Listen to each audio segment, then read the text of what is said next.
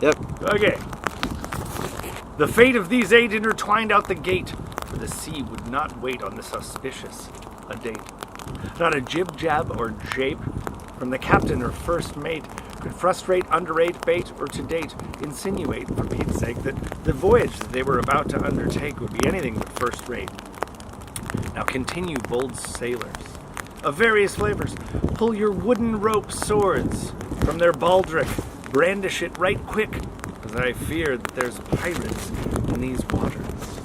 And whether you're strapped to the prow or sick off the bow, we're in this together through whatever weather forever, and believe me, you better, that forever starts now.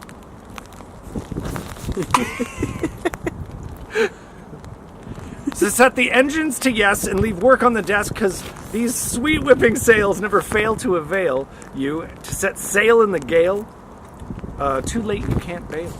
Soon the day'll be through with new friends as the crew, while from island to island you cut through the blue. Jess, the piratess, who could have known that she would be a wooden cutlass enthusiast? Careful in Greek alleyways, where she may roam like a brigand in the dark, she'll cut your throat.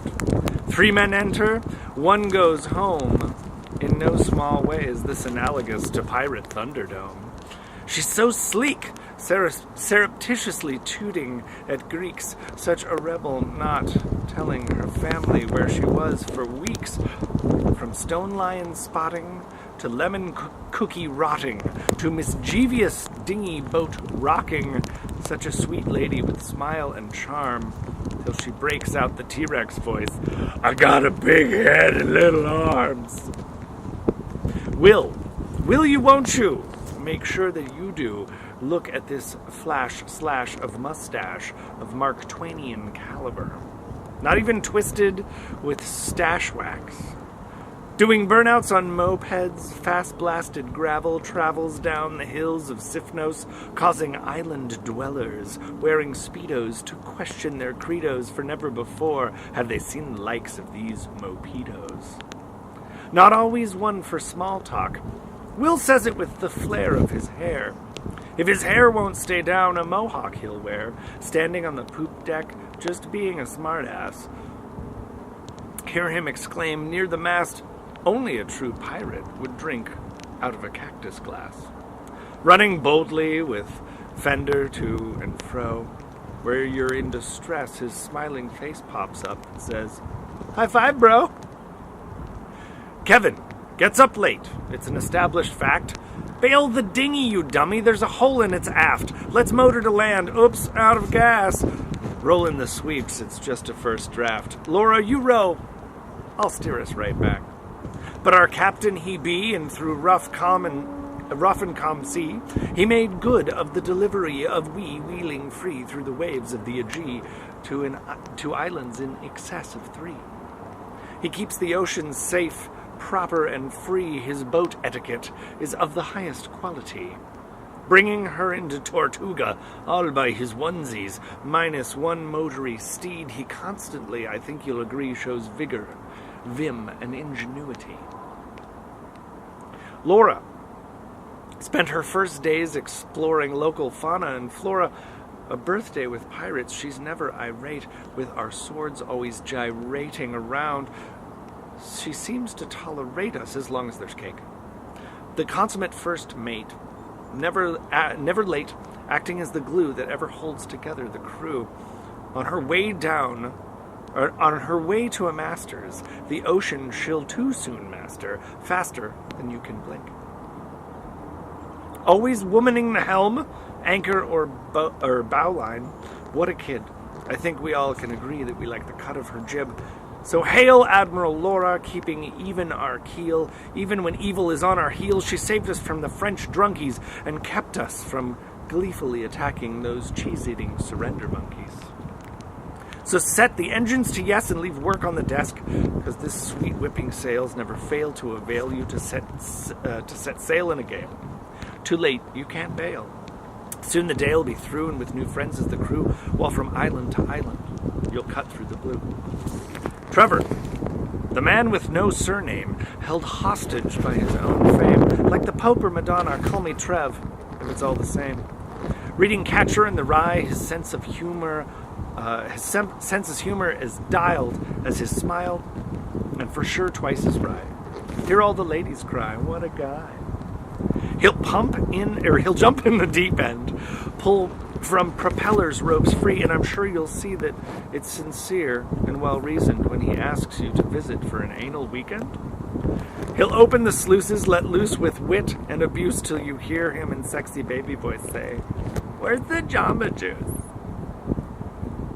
Sam. Just look at this man, excited to finish college, and it has to be acknowledged that he has an encyclopedic musical knowledge. How can someone be so polite yet so spontaneously sprite-like and trite? In spite of himself, this man can eat free, a bottomless pit, whether on Seraphos or Key. Sam can consume his weight in quesadilla. Climbing, bouncing, rowing, dinghy bouncing, and trouncing. Though when he rows, he's oft swerving. At least fuel he's conserving, as the ferry he's serving with pride. This gleeful puck sure doesn't suck, while pistachios he shucks, and if the boom he can duck, and off the boat Kevin does not chuck him, and about he doesn't muck, this strapping young buck will doubtless bring this voyage luck. Tim donated his lunch, then cold and hunched into a harness, and he crunched with which functioned as an antidote, as such, and with pluck yet unseen, but soon to be proven again and again. This man serene, newly lean, converged on the scene, suddenly quite keen. Blonde hair whipping free under a headband of green, or whatever, I don't know what fucking color it was.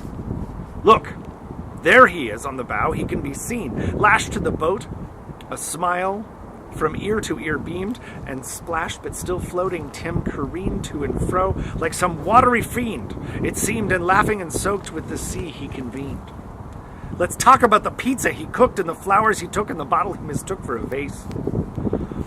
On cafes he is hooked, yet somehow could sleep in any nook on the deck, expressed in an English moment, with a subtle crook of the neck.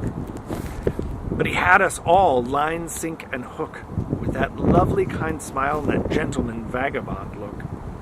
Done with panache and a scarf, all the while reading a book. And then there's me, one who may be far too loud, American, and portly to sit on the prow of the dinghy. Watch my face, brah. Let's race, brah, 'cause I can't find my kryptonite and keep my bike right, brah.